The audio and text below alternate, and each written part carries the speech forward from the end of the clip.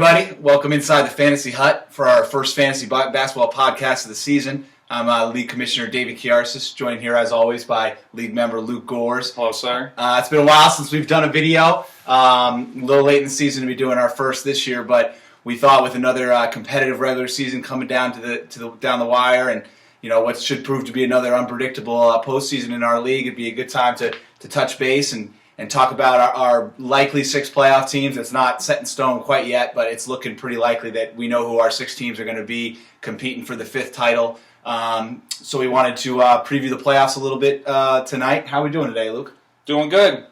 Where do you want to start? All right, so we're talking playoffs. Obviously, we're week 19. We're filming Friday night, so take that for what it's worth. If anything, changes over the next 2 days. Fantasy sports obviously a fluid thing. So. But yeah, so I think a good place to start is with the top team is Heat Check All-Stars. Heat Check All-Stars, that's right. What are we thinking about them? So he's been in first place since week 12, right? I believe this guy was in first place until then, but whatever. Injuries happen, but we'll talk about that later. So I want to talk about some strengths and weaknesses for each of the teams in the playoffs. So like David said, we're going to start with Heat Check All-Stars. So for those of you who don't watch basketball, there's this point guard who plays on Golden State. He's like 5'9". I think he's white, right? You're half white, half black. Anyway, sorry, Kamali. His name is Stephen Curry. He's been averaging 30 points per game while hitting 5.1 3-pointers per game. This is my first fun fact of the day. Like I said, Curry's been hitting 5.1 3-pointers per game. Heat Check All-Star has 6 players on his team who are hitting less than that, but field goals per game. So there's 6 players on his team who are averaging less than 6.1 field goals per game. That says something about, the impact of having one player who just does work. Now talking about the team itself. So Heat Check All-Star is actually number 1 in the league in 3-pointers made. And points per game, obviously, that's a big part due to Curry. The only real weaknesses I see on his team is his free throw percentage and his assist-to-turnover ratio. As a matter of fact, Heat Check All-Stars 4-14 on the season in the free throw category, while going 6-12 in the assist-to-turnover ratio. With that said, though, Heat Check All-Star still ranks top 3 in 8 of the 11 categories. Now, a question for you, David. Would you consider him the Golden State Warriors of the NBA? Well, I think, it's another regular season, and it's different season, same story for Heat Check All-Stars. He's won the last 2 regular season titles, looking like he's going to win a 3rd. So he's been a dominant franchise in this league. You could call him the Golden State Warriors because he's the best in the league, but the Golden State Warriors have a title, and Heat Check All-Stars doesn't. Wow. We're gonna get to that a little bit later of how important this postseason is for Heat Check, because it's time to win a title. Because when you only got Curry for 1 more year, and you could say he may never have him again because Curry, for the foreseeable future, is going number 1 every year, and Heat Check has proven that he's never going to be in that number 1 spot. So it's do or die time for Heat Check All-Stars. It shows you the importance of having the 7th spot in the league, right? Because that 7th spot gets this year it's consolation. So actually, we're not talking about the consolation bracket, but it says something this year that it's pretty much the Stephen Curry sweepstakes, because if you win that consolation bracket, you get the number 1 pick. So Joe Kamoli, if you're listening, you can't just forget about your teams and hope to finish last, because that's not going to get you Curry or whoever takes over Joe's team, right? Yeah. And then I think one team that probably could stand in the way, the team that beat Heat Check All-Stars in the finals last year, our reigning champion, one of the better managers in our league is Lopez Towers, currently the 4th seed. What are your thoughts on his squad? So his squad, let's see. Lopez Towers, once again, he's doing well in 3-pointers made per game, or not per game, but overall for the season. He's gone 12-5 in the year so far. He also dominates in blocks, where he has a record of 15-2. So, fun fact number 2 for you guys that are watching. The top 4 teams in the league, so Heat Check All-Star, D. Butters, BK Nets, and Lopez Towers. Us 4, we all rank top 4 in both 3-pointers made and blocks. Just to talk about some of the players that, have been doing work. For example, over the past 2 weeks, Hassan Whiteside has been killing it with averages of 17 points per game, 14 rebounds per game, while getting 4.4 blocks per game, which ranks him as which ranks him the 4th overall best player during that 2 weeks. I mean, a year ago, 2 years ago, you would never expect Hassan Whiteside. I didn't even know who this guy was. Yeah, I didn't know. He was in the D League or something.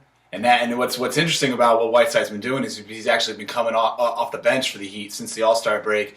And I don't know if it's woke him up or he feels rejuvenated or just because he's playing with the twos.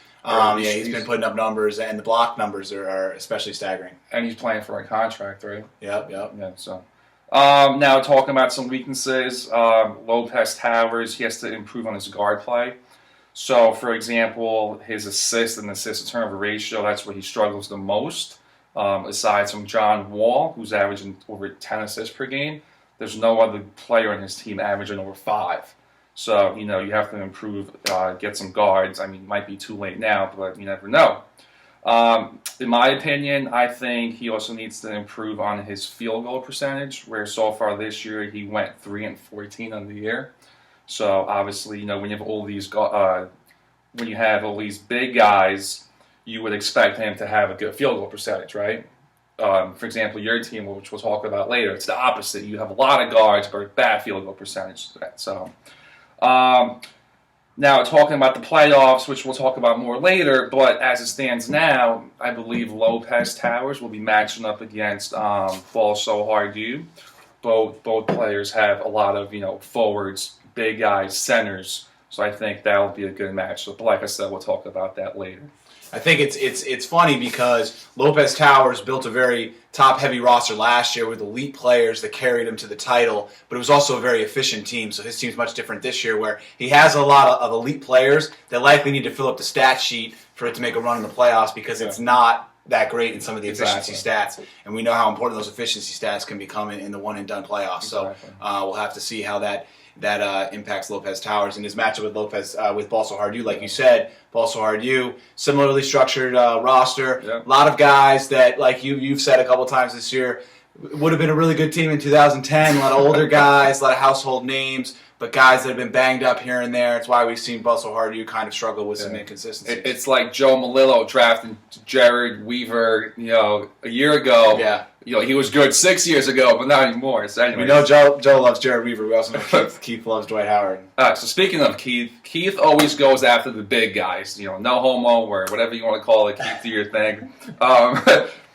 So obviously he has a lot of big guys, but he's ranked number 1 in assists. And obviously that's a big part due to Rajon Rondo. Leading the league in assists. Exactly. Like I said, a lot of big guys. He's ranked number 3 in both rebounds and offensive rebounds for the season.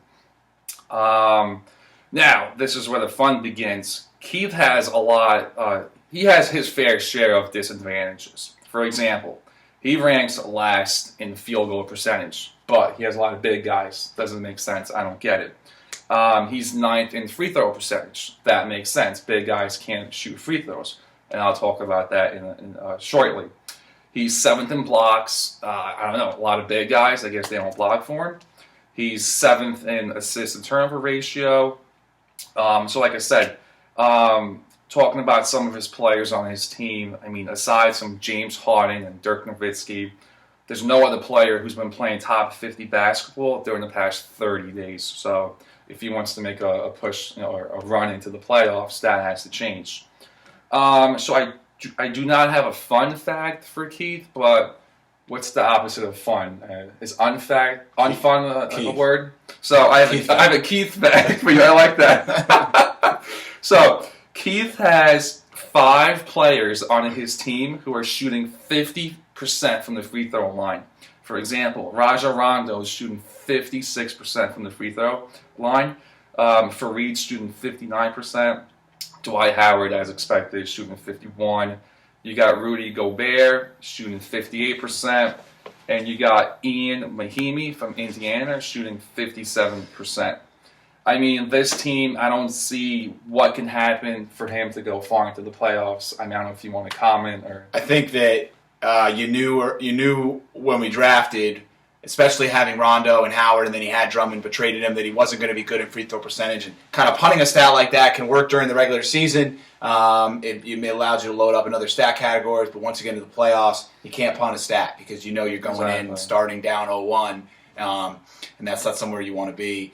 And just to expand on that, the other teams in the playoffs, they're not just built around points and assists. Like the top 4 teams, they do well in every single category. Yeah. So, I guess we can move on to the... So that will be an interesting matchup if Lopez Towers and Balsard-U do end up matching up. Balsard-U back in the playoffs for the first time since his inaugural season. He took a little hiatus, and then playing against Lopez Towers, who's made the playoffs every year. He's been in the league, so kind of an interesting dichotomy there for a first-round matchup. So that's number 4 against number 5 seed, right? Yep. And then the other one we're looking at, Swooping and Hooping, likely going to be the 6th seed after holding off Black Butler. I think I wrote at one point this season when we were coming down the stretch that for Black Butler it just came down to how much do you want it, and apparently he didn't really want it that much because he wasn't setting his lineup every year. Very poor managerial job, but that's for another day, and we'll see him in the consolation bracket. Thoughts on Swooping and Hooping, who could be which one of us doesn't get the bye, likely first-round opponent. So a few strengths on his team.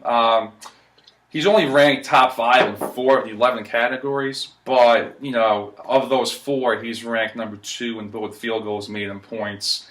Talking about teams just being, stacked on a few single categories instead of being, good across the board. So, for example, like I said, he's ranked number 2 in field goals made and points. So, look at some of these stats.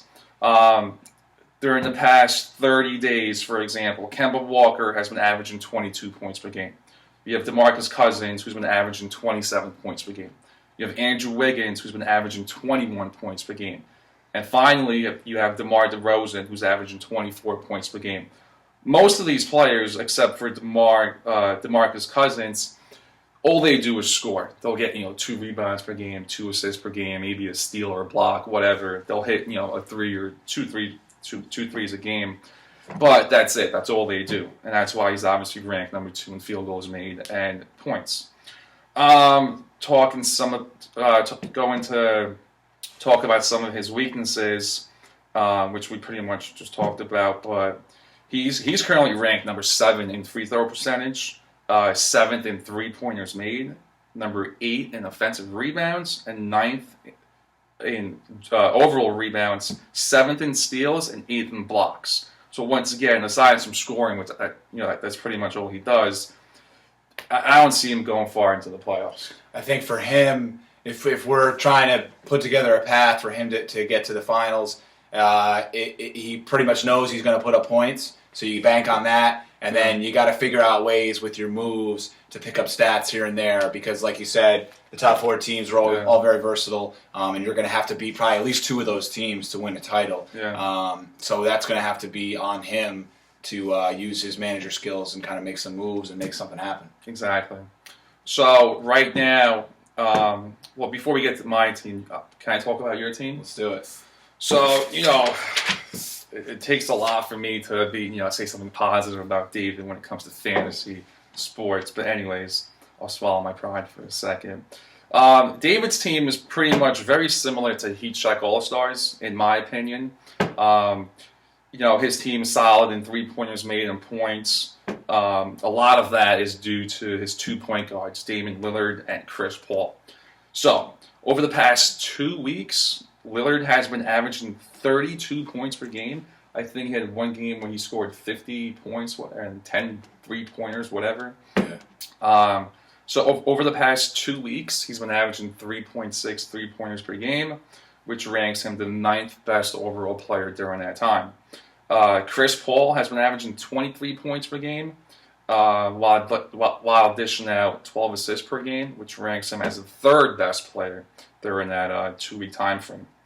As a team, D Butters is 16-2 in the 3-point category for this season, which is by far the best record in the league. My question to you is, before I start talking about some of your weaknesses, do you think these 2 guards can keep up this type of play?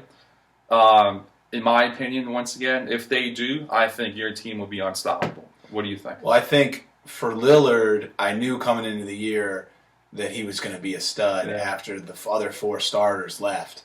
And then for me, it's almost, I mean, Paul, we know what we're getting from Paul, and he's been great since Griffin got hurt. Yeah. So that's something to watch if Griffin comes back, both for Keith and then for me, if that affects Paul in any way. But it's just the backcourt for the Blazers in general, Lillard and CJ McCollum.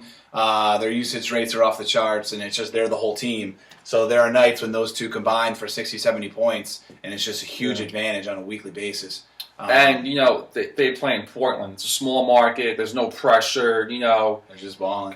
Chris Paul, there's a lot of pressure for Chris Paul to play well. We'll have to actually Lillard and CJ, these guys just go out there, have fun. They'll just keep, jacking up shots. We'll have to see if Lillard has an encore for the Warriors. So he scored 50 twice since the All-Star break. One was the game against the Warriors where they beat them by 35. That's right. They play tonight, so we'll have to see how he does against them again.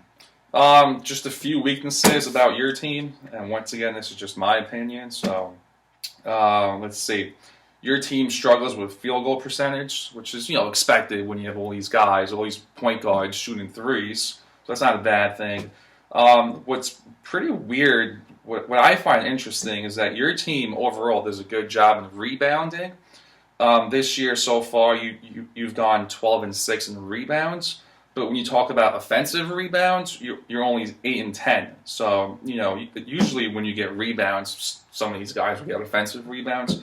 But like you said, you picked up Tristan Thompson. Yeah, that's the only reason he averages 3, 4. He gets a couple of offensive boards. He's going to shoot a high percentage. But I got a lot of guys like that who are kind of end of the roster guys who, when they put up fat lines, they put up fat lines, but they're inconsistent and kind of rely on game flow and can put up duds at any point. And I think just with the field goal percentage, I knew that pretty early on that I had a bunch of chuckers. But we've actually been shooting a little bit better lately, which I think has helped me win 6 in a row and kind of get up into the 2 spot. So I think your team started to catch fire when you played me, right? Like 4 weeks ago. I had like an 8-game winning streak, and I played you, and you just ran the table. And speaking of your team, how are you feeling now? We've spent some time talking about versatility and how important that is in the playoffs. Yeah. Obviously, you have one of the most versatile teams. Yeah. But you've been slumping a little bit of late. Exactly. A big reason why I had that draft strategy of picking, not just someone who can score, is because of your favorite player, Draymond Green. Once I saw what he's capable of, I looked at guys who are similar to his style of play. So, as I first said in the podcast, or what is this, a video show, whatever, Heat Check All-Star has been in first place since week 12. I believe I was in first place for a majority of the first 12 weeks. I actually had a full team during those first 12 weeks. At some point along the season, I lost Derek Favors to injury. He was out for like a good 3 or 4 months, I believe. He's still kind of getting into the with a bad back. Apparently, he bought like a different mattress or something. He spent $30,000 on a new mattress. Jeez. So hopefully his back is fine. I lost Brendan Knight for another 3-4 months. He's just starting to come back now. And one more injury. Oh, Marc Gasol, my 2nd round pick. He's out for the year, his knee or something. So I pretty much had my number 2 pick, number 3, and number 4 pick injured for 3 or 4 months of the year. So, I mean, what saved me is Kristaps Porzingis, or whatever his name. Porzingis, I call him all time. Porzingis. He's going to be at one point in his career the greatest player of all time. If not, maybe the greatest white player of all time. But whatever. He's been on fire. But now recently, as Phil Jackson just said, he hit his rookie slump, but whatever. My biggest concern is I have obviously Draymond Green and Klay Thompson. They're going for that record. But let's say they lose 2-3 more games. They're still going to be, like 8 games ahead in front of the second seed? Well, they're not. They're only like 3 ahead of the Spurs, I think. Really? Yeah. I don't know exactly what it is, but it's closer than you think. Yeah, so my biggest concern is that 2-3 weeks from now, they'll start resting Draymond Green and Klay Thompson. Because don't forget, they won the championship last year, so they played more games than any other team in the league. So at one point, you can't keep playing them full season and, first round of the playoffs. You have the second round of the playoffs.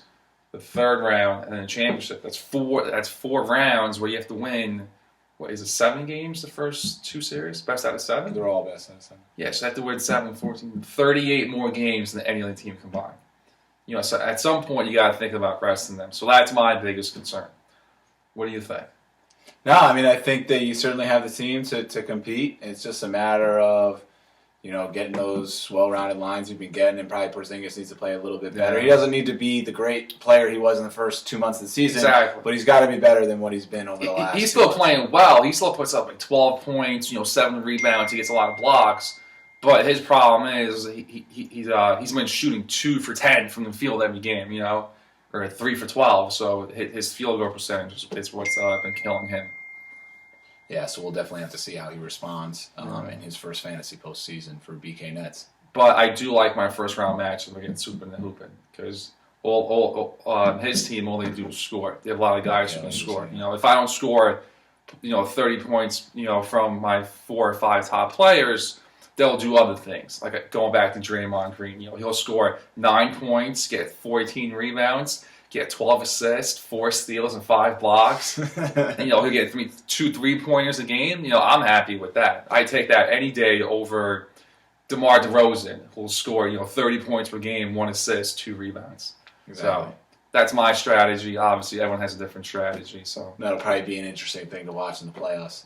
Which, one of the final few races that's become interesting because of how well my team's been playing lately is that race for the 2 seed between the two of us. Yeah. You were in first place for a big portion of the season. Heat-Check All-Stars took it from you, and then I took the 2nd seed from you. Looking at the playoffs in 2 weeks, the importance of a bye is worth discussing because it seems like a given. You're 1 win from the finals. You get to take a week off. But actually in our league, teams that get a bye are only 2 and 4 over the last 3 years. We've only one time had both teams with byes, so both top seeds in the finals, which kind of speaks to the unpredictability of the playoffs that we've seen.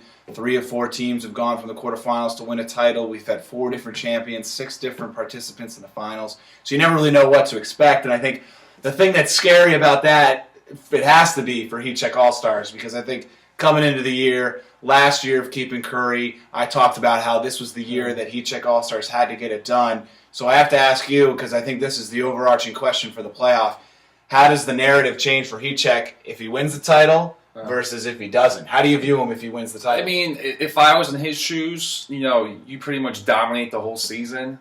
And then if you lose the playoffs, not only, you obviously had a good season. You go into the playoffs hoping you're going to continue dominating, right? If you don't win, not only was it a tough season, but you also lose one of the best players in the league. So I think if it's, if anyone has more pressure to win, I think it's Heat-Check All-Stars. Because not only do you not win the championship, but you also lose one of your best players. If I don't win the championship, I still get my keepers. If you don't win your championship, you still keep whoever. Yeah. So I think it's all or nothing for Heat-Check All-Stars. I think if I'm him, I'm going into this playoff thinking I have to win this title.